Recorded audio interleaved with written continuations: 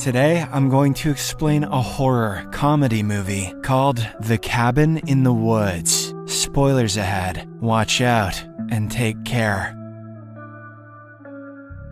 Beneath the Earth's surface lives a cabal of ancient and giant, godlike creatures. The only thing that stops them from coming up and wrecking our societies is regular human sacrifice. It is revealed that several secret laboratories have been established around the world to carry out the process. They find and sacrifice hundreds of young people every month to appease these godlike beings. In one such U.S. laboratory, engineer Steve is complaining about his married life with his colleague Gary. The duo is heading back to their workstations when they are approached by the lab's chief chemist, Lynn. She anxiously reveals that a similar lab in Stockholm has failed its task. It is now up to them and the Japanese lab to fulfill their quota of human sacrifices. Although the men are shocked by the news, they reassure Lynn that they won't mess it up. Elsewhere, at a nearby university campus, Dana prepares her bag for an upcoming weekend trip. She is soon joined by her two close friends, Jules and her boyfriend Kurt. The trio carries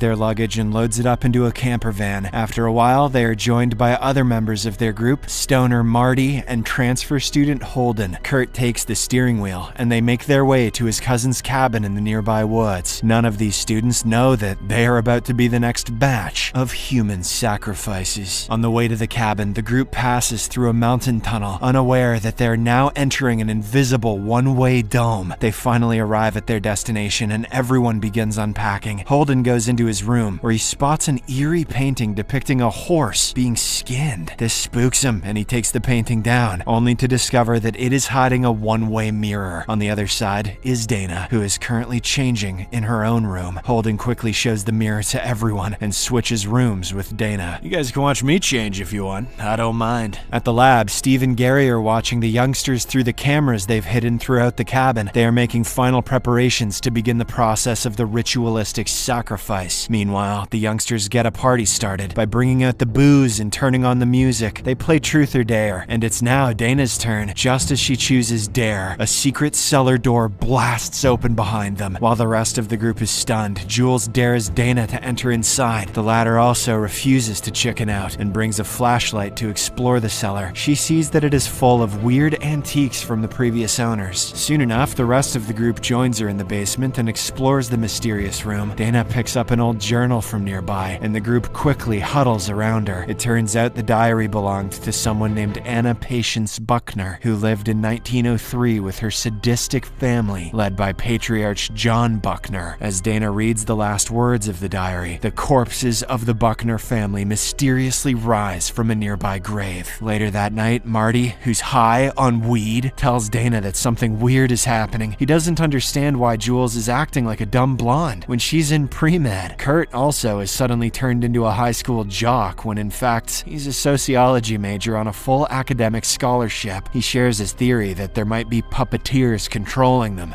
Like, I don't even like weed! But Dana dismisses his points. Meanwhile, the young couple starts making out in the woods, unaware that a room full of men is watching them. The engineers turn on artificial pheromone mists and light the way to a clearing where the couple can have their little outing. Everyone in the lab then watches on as Jules and Kurt make love on the ground. At this romantic moment, the Buckners arrive and stab a dagger into Jules' hands. A horrified Kurt is also impaled through the back, but he manages to punch down one of the corpses. As the scuffle intensifies, Jules runs towards her boyfriend, but she's chained down and dragged by another zombie. Poor Kurt can only watch in horror as the monsters cut off her head with a saw. I'll save you, but deny where my hammer is. Moments later, the engineers say a little prayer before they turn on an underground mechanism. This drains Jules' blood into a pipeline below the ground that eventually leads to a stone tomb. Back at the cabin, Marty smokes another fatty to keep his mind off the voices that he's hearing. That won't help. He also decides to take a leak outside, but a bloodied Kurt appears on the spot and drags him back into the cabin. Kurt then tells the group that Jules is gone and they should start barricading all the doors and windows. Confused, Dana refuses to oblige and opens the door to look for her friend, but this this turns out to be a bad decision, as she comes face to face with a horrifying sight. The zombie of John Buckner is standing on the porch, and he tosses in Jules' severed head. Dana screams in horror as the boys somehow lock down the door. Kurt then tells them that no matter what happens, they have to stay together. "That's not how we like to do it, Scoob." Upon hearing this, Gary presses a button that releases gas through the cabin vents, which lowers human cognition. Kurt inhales the gas and suddenly changes his mind. He tells the group that they should split up so that they cover more ground. Shortly after, a zombie breaks down the front door, forcing the group to separate and hide in their individual rooms. The engineers then press another button which locks all the bedroom doors. Meanwhile, as Marty is closing down a window, he accidentally knocks down a lamp. He stares at the broken lamp and sees a tiny hidden camera in it. A shocked Marty then pulls a long cable hidden within the walls of his room. This makes him realize that his suspicions are correct. Someone is watching them. Unfortunately, before he can inform the others, tragedy strikes. The window behind him bursts open and the corpse of John Buckner drags him outside. Marty fights tooth and nail to save his life. He hits the zombie with his thermos flask and manages to create some separation, but the corpse throws a dagger, which hits Marty in the back. The poor stoner collapses to the ground, screaming for help. Zoinks! But his pleas fall on deaf ears, and the corpse drags him to a nearby grave. Just like before, the engineers open the pipeline and blood is drained into the underground stone tomb. The ground rumbles as the gods accept the second sacrifice. Meanwhile, Dana is trapped and panicking in her bedroom. She grows even more worried as an undead makes its way towards her window. Thankfully, Holden rescues her by breaking the one-way mirror between their rooms. He pulls her to his side, and the duo immediately starts barricading the windows. This is when they find yet another trapdoor on the floor. They realize there is no other way out, so both of them escape through it. As soon as they land underneath, Dana makes a horrifying revelation. They have arrived in the torture room from the journal. The duo starts looking around for a potential exit when suddenly one of the corpses catches Holden through the trapdoor. It pulls him upwards, but Dana manages to stop it by driving a crowbar right into its neck. She then grabs a nearby knife and angrily stabs the undead several times. Right at this moment, a door in the torture room's wall breaks open. The duo braces themselves for the arrival of more zombies, but they get a welcome surprise. Kurt comes through the door and quickly leads them out of the torture room. Once they are outside, they jump into their camper van, and Kurt takes the wheel so they can finally escape this hellhole. The scene abruptly changes, and we get to see that Japan has failed in its sacrifice to the gods. Now it's up to Steve and Gary to fulfill the human sacrifice quota at any cost. The duo's panic only increases when they notice the van is heading towards the mountain tunnel. Gary suddenly remembers that the path is still open and realizes that he has made a mistake. Turns out the demolition team hasn't initiated the explosion due to a technical issue. He thus runs to the pyrotechnics department and fixes the electronic problem himself. Gary finally gets the operation going, and moments later, an explosion erupts above the tunnel. Huge rocks begin to cave in, and the group of survivors are forced to quickly reverse their van. They are now trapped, as the tunnel was their only way out of the woods. However, they realize that there is a chasm between where they are currently standing and a pathway on the other side. Kurt comes up with a plan. He'll take his motorbike that he had attached to the back of the van. He wants to jump to the other side with the motorcycle and then run to the nearest town for help. He backs away and fully revs towards the gap between the two roads. For one moment, it looks like he will safely make it to the other side. Unfortunately, he smashes straight into the invisible force field. Kurt is instantly killed and is thrown into a deep trench together with his wrecked motorcycle. This makes the two remaining friends scream in horror, and they rush back into the camper. They then have a tense conversation during which Dana says that Marty was right all along. Someone is watching and controlling their every move. They will never escape unless they find a way to reveal who's behind this. Unfortunately for them, one of the corpses appears inside the camper. It stabs Holden through the throat with a sharp rod, killing him on the spot. A petrified Dana screams as the camper goes out of control and crashes into a nearby lake. While the vehicle sinks deeper into the water, the zombie tries to grab Dana's leg, but she desperately kicks it in the face and somehow swims to the surface. Back at the lab, all the employees begin celebrating with loud cheers. It turns out that 4 sacrifices are enough to appease the gods. The death of a virgin, in this case Dana, is optional. It doesn't matter whether she lives or dies, as long as she suffers at the hands of the monsters. Meanwhile, Dana drags herself to the banks of the lake and realizes all her friends are dead. But her struggles are far from over, as the zombie that had attacked director in the van emerges out of the lake. It walks towards Dana, who is flat on her back due to exhaustion, and starts strangling her. On the other hand, Gary approaches the demolition team and jokes about almost failing the mission, but the team insists that they didn't get their orders because there was a power glitch in their system. It is obvious that someone has messed up the wires they have hidden in the killing field. Suddenly, the control room's telephone begins to ring and Steve picks it up. The director of the laboratory is on the other side, and she has bad news. It turns out that one of the students besides Dana is still alive, and the ritual hasn't been completed yet. In the meantime, Dana is about to be stabbed, but the zombie suddenly collapses behind her. It turns out to be Marty's doing, who has miraculously managed to stay alive. I'm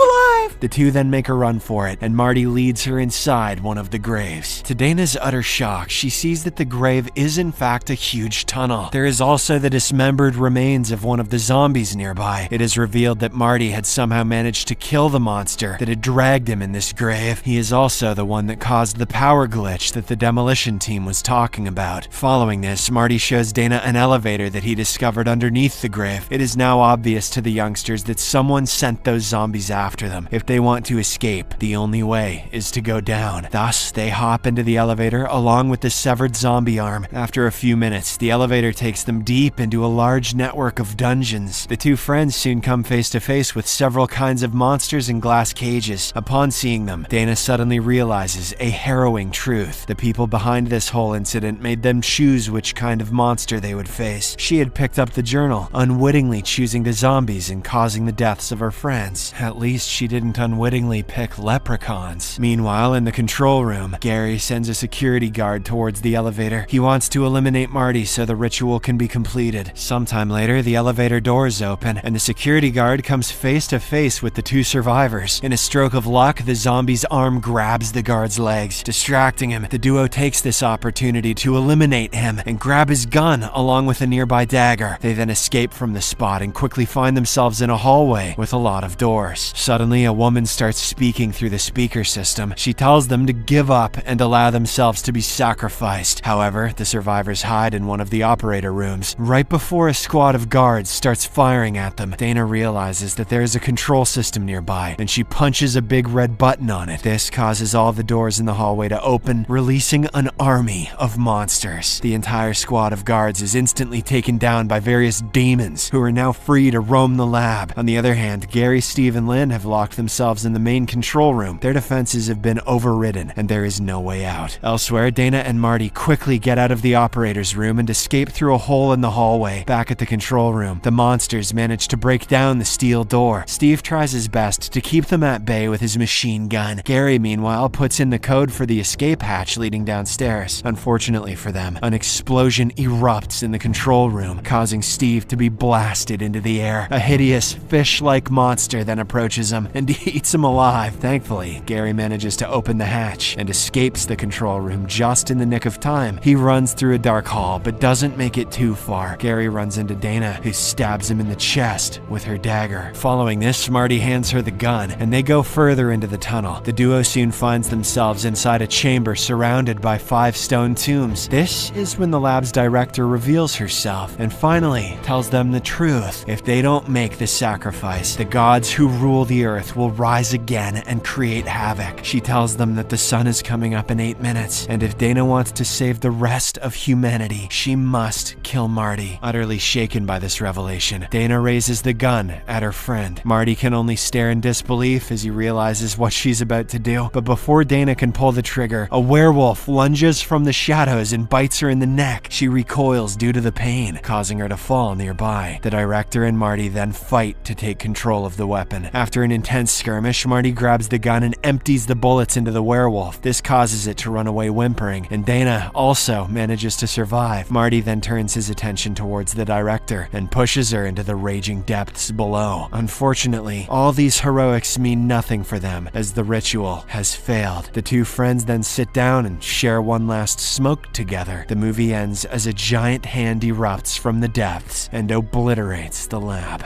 Subscribe